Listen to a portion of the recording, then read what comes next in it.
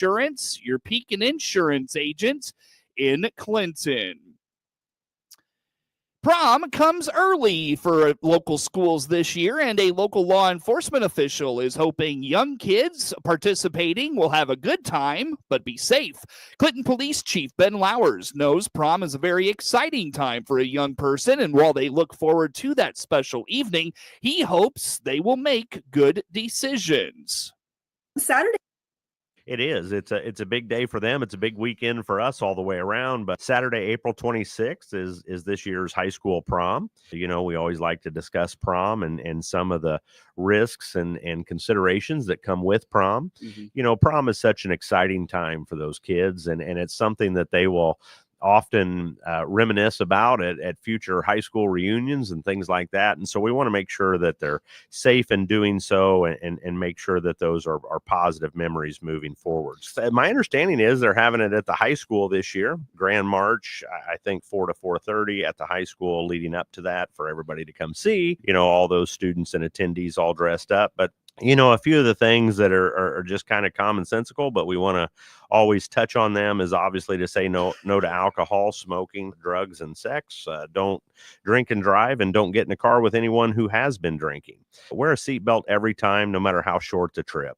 Make sure parents or guardians know where you are at all times in case of an emergency, and call a parent or guardian or someone you trust in case plans change or you need help. The chief reminds your friends may not make the same choices as you and may pressure you into making bad decisions. He encourages sticking to those lessons learned about saying no to drugs and alcohol. Many teens don't report teen dating violence because they're afraid to tell friends and family. Tell a family member or call 911 if you or someone you know is being abused. Going to prom should be an exciting time in your life. Keep it fun, healthy, and safe by following these tips. And when it comes to safe driving, you know, it's not only you driving out there, but the risks of other drivers during late night and early morning hours. So be prepared to deal with the pressures that come with the territory. Not everyone will have as good a judgment as you are. There'll be some who will decide to drink or use drugs and try to encourage you to do the same. Don't be caught off guard and say yes to something you may regret in the future. Be ready to say no or walk away. Have a plan. Humor often works in these situations, and once they realize you're not going to join them, they're more apt to leave you alone. A few more offerings from the chief. Plan something fun and be in communication with your parents. Chief Flowers encourages parents to know where their kids are going and set expectations for the night. Plan something fun and stick to that plan. I think this is very important, especially for parents to talk to their kids about. Make sure your parents are aware of your plans, stick together, and know your surroundings, and don't veer from that plan. Prom is all about the memories. As I said a little while ago, this is a night that you'll talk about for an entire lifetime. Keep it safe and memorable. And if you or your friends plan something exciting, off the wall and memorable, no one will want to leave to drink or use drugs. You can go for coffee, grab a late night bite to eat, or even something, you know, karaoke, something of that nature. But I don't know that they have an after prom anymore. I don't know. I think it's been hit or miss, but you know, I've always thought that was a great idea to keep those kids. You know, prom is often considered, you know, kind of an all night thing. And so I think that it's very important to have plans and stick to those plans. Chief Flowers again emphasizes the importance of parents' conversation with their kids leading up to prom. The DeWitt County Museum is kicking off its season of events with a bang on the WHOW Morning Show Wednesday. Joey Long, director of the C.H. Moore Homestead and DeWitt County Museum, told Regional Radio Sunday, April 27th, they will welcome author and historian Guy Fraker to give a presentation on President Abraham Lincoln and the woman who is thought to have been his first sweetheart. The afternoon of Sunday, April 27th at 1:30 p.m. And we are so excited about this. This is our first special event of the year. You know, we always have our annual events and then sprinkle in a few special events throughout the year. And so this is the first. And I'm very excited about this. So everyone is invited to join us in welcoming author and historian Guy Fraker as he shares his insight regarding the story of Abraham Lincoln and Anne Rutledge. Anne Rutledge, of course, being the young lady believed by many to have been Abraham Lincoln's first sweetheart. So the name of this program is Abraham Lincoln and Anne Rutledge. Is the story true? Long holds Fraker in high regard for his passion for history and is excited for him to return to the homestead for this weekend's presentation. The event is free and open to the public. It truly is amazing to listen to him. And he has that special way of how he presents. His books, of course, are, meant to be very scholarly and factual and straightforward. And you can expect that, at this presentation. But also it's just such a down-to-earth and personal way of presenting. So, yeah, we're really looking forward to having him with us. Now, I want to mention that this is a free event, so it's open to the public. No admission to attend, no reservations necessary. It will be held in the carriage barn. There will be additional parking available in the lot directly across from the museum. And if anyone, would like to have any additional information, if you have any questions or anything, please feel free to give me a call at the museum. And again, join author and historian Guy Fraker in the carriage barn at the C.H. Moore Homestead this Sunday at 1:30. Learn more about this free event at chmoorehomestead.org and be sure to follow them on Facebook. While Central Illinois school districts don't rely heavily on federal dollars, the money they do receive is very impactful, which is why Warrensburg-Latham Schools Superintendent Cheryl Warner indicates educators across the state are watching closely with concern what is happening at the federal level regarding education. Right. So, if you're paying attention to what's occurring nationally, and again, like I said, I'm not talking politics, just what you read in the news. We've got a lot of people very concerned about what happens if federal funding is cut and or if it's transitioned to the state level, right? And I think it's kind of a big unknown. When we started to hear these kinds of things, I don't think there was a lot of concern because we really didn't think that would occur.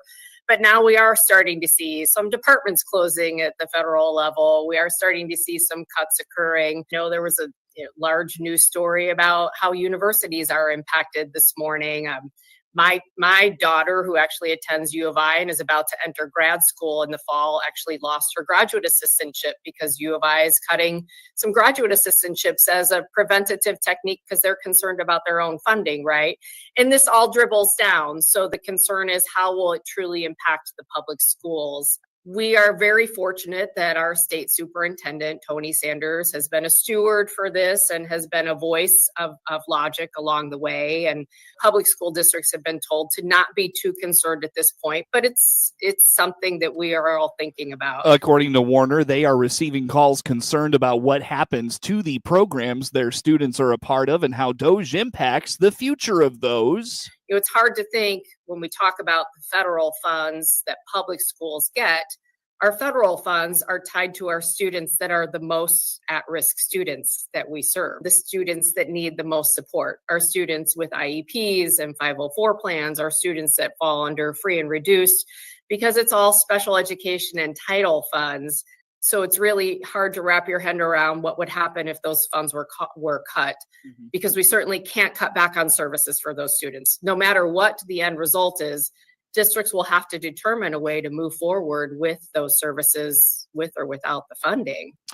On top of what's happening at the federal level, school leaders are also closely watching Springfield for potential laws around cell phones in schools.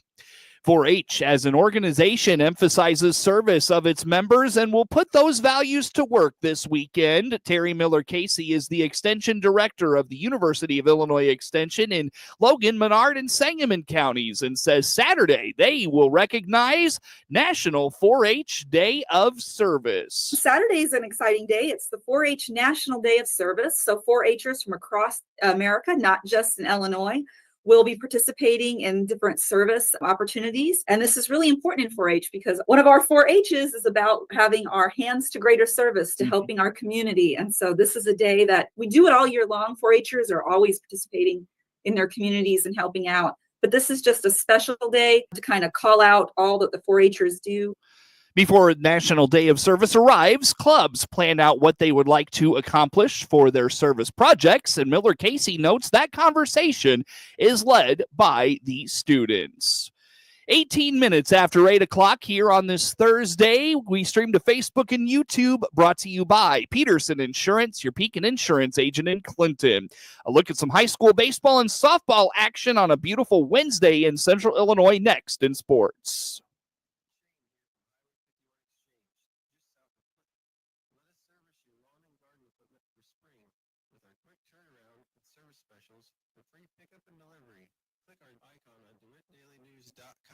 For details. Longview Community Bank provides real local ag lending.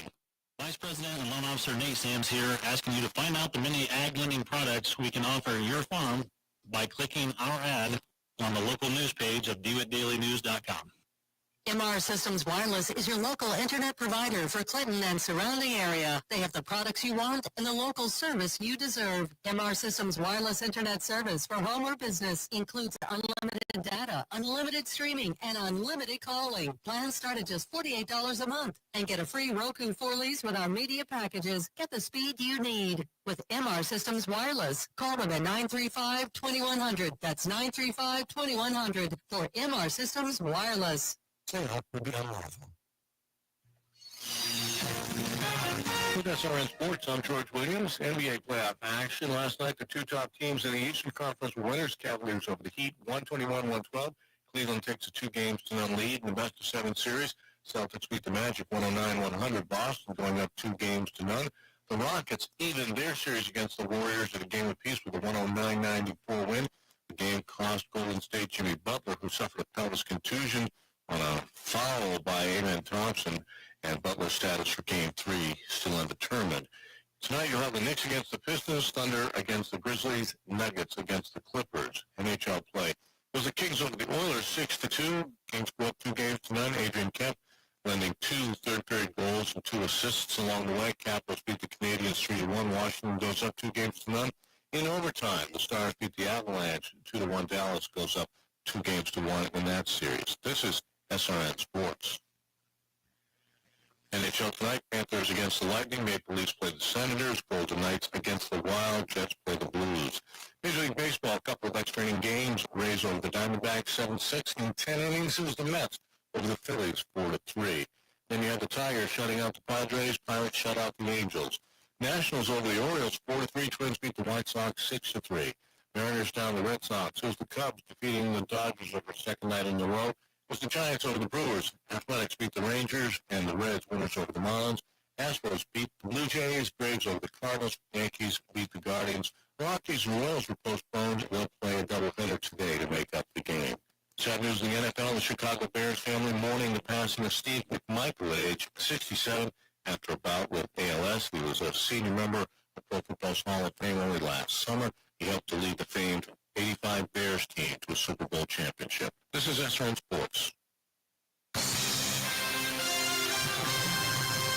Time now for a look at sports. I'm Seth Lawrence with this report.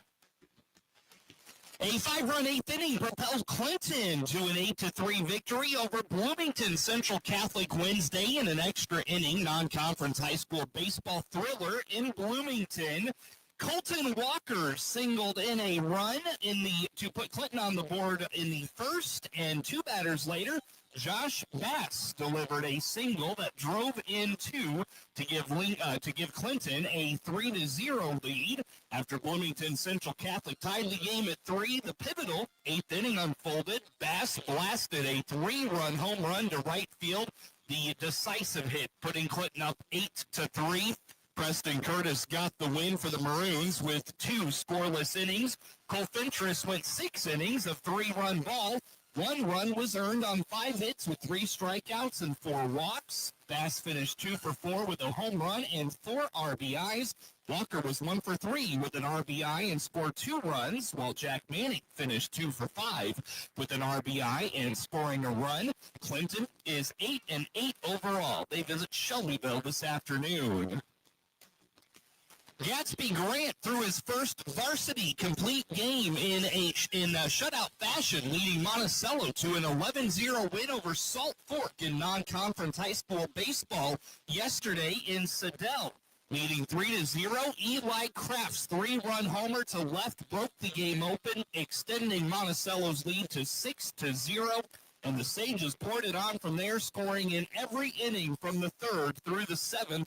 Their offense showcased power and consistency with doubles from Ike Young, Eric Arnold, and Hayden Romano, complementing the Kraft long ball. Grant allowed just 6 hits and 2 walks while striking out 6. Arnold finished 3 for 5 with a double and 2 runs scored, while Kraft was 2 for 3. Cole Basak was 2 for 4 with 2 RBIs. The Sages improved to 16-3 overall. They host Paxton Buckley Loaded this afternoon at 4:30 p.m. Hear the action on 95.9 FM WEZC and online at DeWittDailyNews.com. Normal West Chase Reinhardt delivered a stellar performance on the mound, leading the Wildcats to a 3-0 victory over crosstown rival Normal Community in Big 12 high school baseball action Wednesday at Normal West High School. The Wildcats capitalized on early opportunities to build a lead. In the bottom of the first, a wild pitch advanced a runner, followed by a Ryder Kuhn RBI groundout and another run scoring on a fielder's choice, putting Normal West up 2-0. Kuhn tripled with 1 out in the 4th inning and scored on a sac fly by Brady Hart.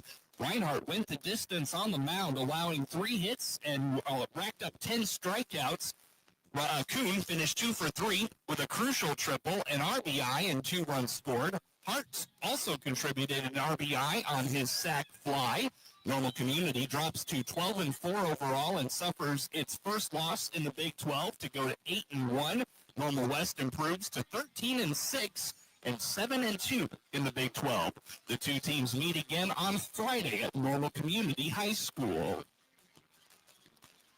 Lincoln lost to Normal U High Wednesday, 11-4 in Central State 8 high school baseball action in Normal. Lincoln jumped out to a 4-1 lead, but it was all Pioneers. After that, Griffin Shaw went 2 for 3 with an RBI, while Austin Lucas was 2 for 4, and Ashton Corley was 2 for 3 with an RBI. Lincoln drops to 6-12 overall and 2-6 in the Central State 8. They're off until next Tuesday when they host Morton. Despite a strong offensive showcase from Hayworth, Lexington beat the Lady Hornets 13-8 in a high-scoring Heart of Illinois Conference high school softball game in Lexington on Wednesday. Hayworth jumped out to an early lead on Emily Rogers' 2-run single in the first that gave the Lady Hornets a 3-0 lead. However, Lexington responded and led 12-5 after 3. Despite trailing, Hayworth continued to battle back. In the top of the 4th, Grace Streams hit a solo home run to start the inning, and Lauren Streams single brought home 2 runs, cutting the Lexington lead to 12-7. Grace Streams paced Hayworth, going 4 for 4 with a solo homer and 3 runs scored. Rogers was 3 for 4 with 2 RBIs, and Ellison Lauderberg contributed 2 hits and 2 RBIs. Hayworth falls to 4-9 overall and goes to 0-5 in the Heart of Illinois Conference. They host Eureka on Friday. Arthur Lovington out with Hammond beat Blue Ridge 8-2 Wednesday in Lincoln Prairie Conference high school softball action in Farmer City. Alva jumped out to an early 3-0 lead in the top of the first inning. The Lady Knights responded in the bottom of the first on a Carson Steiger solo home run. The Blue Ridge offense struggled to generate after opportunities after the Steiger home run. Lily Anger stole a base and was 1 for 3 with a run scored for Blue Ridge. Addison Rose was 3 for 4 with a triple and a run scored, and Steiger finished 1 for 4. Blue Ridge is 6-8 overall and 1-4 in the Lincoln Prairie Conference. They visit Delavan on Friday. Get sports anytime from your computer or mobile device at DeWittDailyNews.com.